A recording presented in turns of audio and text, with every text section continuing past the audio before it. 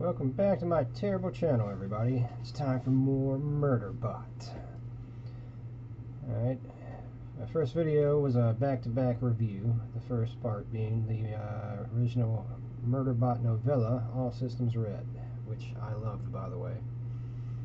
So I thought it would, fit with the channel name, doing those back-to-back reviews, but so far that's only one of those I've done. I've done nothing but single reviews since then, and yeah, I think we might stick with that. I think it's easier for me to just, as soon as I finish a story, just to go ahead and get my thoughts out. Not worry too much about trying to compare, apples and oranges. It's certainly easier to, write the scripts for these things. Although anyone that's listened to any of these is, you can tell that I kind of tend to go off script. Anyway, trying to stay focused. I really loved Muderbot All Systems Red, as well as the show based off of it. And the show's great, by the way. Go check it out. So let's go ahead and dive into the next exciting chapter of the series here, by which I mean the novella Artificial Condition. Alright, having been bought from the amoral company that made him, our hero flees his friends from Preservation Alliance. Not sure what he wants to do with his newfound life, he starts looking for answers, specifically about all those people he killed off screen in the original novella. You remember? That's why he's Muderbot, after all. His memories of the event were partially purged, but because he's a construct, he's both, organic components, like basically brain and flesh, as well as artificial. The wipe didn't completely destroy all the information. He still has some pieces to go on. Fantastic plot hook there. Really. I mean, kind of the obvious way to go, but you know what? This works. The series is not trying to, reinvent the wheel. It takes what works and it goes with it. Anyway, to get to the mining station where the massacre happened, Muderbot hitches a ride with automated transport. And yeah, being a sci-fi series, the transport's AI basically has a mind of its own, to the point that Muderbot starts calling it the asshole research transport, because it's kind of snarky with him, thinks it knows everything. Which, in fairness, that was kind of its job. It's literally a machine built to go out into the universe and help humans gather data. I really enjoyed the banter. Between these two as they head to the real source of the conflict for this little episode. Being a research transport art, as Muderbot starts calling them, immediately starts poking holes in all the grief our hero's been feeling.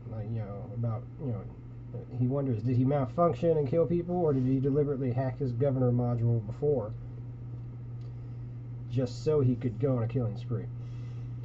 Or as Art points out, how does he even know for certain that the massacre even happened? Art also needs to mutilate our hero. He convinces Muderbot to let him use the onboard medical facilities to alter Muderbot's appearance. That way security at their intended destination doesn't immediately know there's a rogue killbot on the loose. Passing for an augmented human, Muderbot arrives at the desired system and actually manages to go unnoticed as a security consultant. This is one of your little hives of scum and villainy. This is a mining system, not a tourist hotspot. So security is kind of lax. A lot of regular humans are just carrying weapons around in certain places. So it actually makes sense for there to be a human security consultant. So posing as one, Muderbot gets hired by Rami, Tapan, and Maro, I guess is how you pronounce the names, who are all in a group marriage. Rami is non-binary or some other futuristic gender. Yeah, you know what? It's fine. I actually like it when an author tries to extrapolate, what would future human civilizations be like. So, good for them.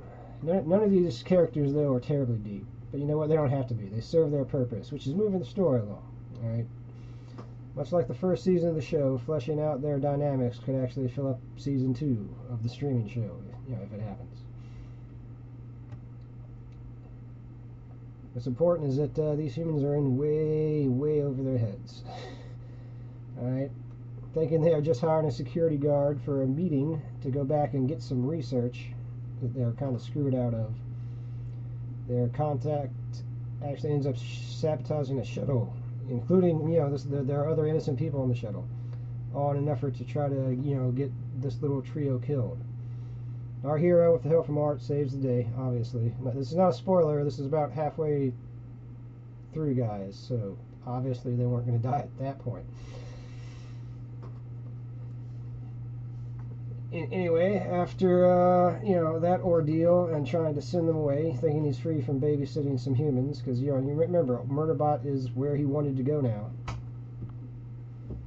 He doesn't necessarily need these people anymore, so he tries to put them on a shuttle and just get them out of there, because they're in way over their heads. They're just going to get themselves killed.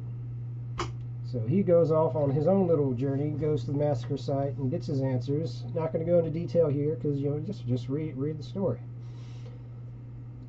They're not necessarily the answers he wanted, but you know what, that's life. Returning from his little personal quest there, Muderbot encounters Tapan. Apparently she had slipped away from the shuttle when no one was looking, and had made contact with another friend, because she really wants that data they had, spent however long collecting. This is, obviously a trap. In fact, Muderbot says it's like 97% chance that, this is another trap to just kill this woman. So of course he helps to try and keep her from getting herself killed. Along the way he encounters a sex bot that the bad guys had been using to spy on the group, which actually kind of makes sense. Remember, like, security units are meant to be imposing. They're wearing body armor and stuff, and they act a certain way. That's why Muderbot had to let Art alter him so you could more easily pass for a human. So the bad guys couldn't just hire out a security unit to just walk around and do the dirty work. They had to rely on thugs, and in this case a sex bot that could more easily just go around unnoticed. Right, the comfort unit, as it's called, never gets a name, but you know what? It probably doesn't have a name. Muderbot had to call himself that.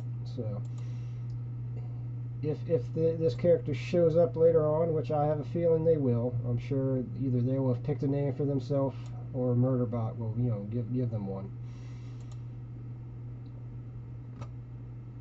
But anyway, now that even though he has his own answers, Muderbot decides there's still work to do, so he basically, takes the data that was relayed to him by the sex bot and sets up a finale, a meeting with the ultimate villain of the story. I'm not going to name the villain. It's a woman. It doesn't matter. She has no real development. She's just the villain to be there, to be hated and or killed. Doesn't matter. She's just the bad guy in the story. And you know what? That's fine. Like, this sort of story doesn't need some deep, in-depth characterization study of the villain. We get a nice big action set piece at the end. This was actually a great read. You know what? Muderbot is popular for a reason. You shouldn't need me to tell you to like it, although hopefully you enjoy hearing me ramble about it. If you are a fan of All Systems Red, definitely check this one out. I cannot recommend this enough.